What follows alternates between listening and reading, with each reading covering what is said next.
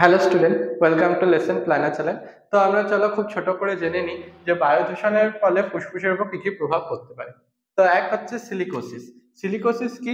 Silicosis হচ্ছে সিলিকাযুক্ত ধূলিকণা, যেটা হয় খনন কাজ যখন বিভিন্ন যে খনন যে জমিগুলো আছে সেখানে খনন কাজ করার জন্য, কাঁচ শিল্পের জন্য বা পাথর কাটার জন্য, যে পাথর কাটার সাথে যে সকল মানুষেরা যুক্ত বা কাঁচ শিল্পের সাথে যে সকল মানুষেরা যুক্ত, তাদের ফুসফুসে সিলিকাযুক্ত ধূলিকণা প্রবেশ করলে এই সিলিকোসিস হয়। কষ্টকর শ্বাস প্রশ্বাস, নখে কালো কালো ফাটল দেখা যায়। এটা খুবই ইম্পর্টেন্ট সিমটমস। অ্যাসবেস্টোসিস, অ্যাসবেস্ট যুক্ত তন্তুর প্রবেশ করলে যে এখানে শ্বাসকষ্ট হয়, শ্বাসের সাথে তীক্ষ্ণ শব্দ শোনা যায়। অ্যানথ্রাকোসিস হচ্ছে কয়লার কণা বা কার্বন কণা প্রবেশ করলে।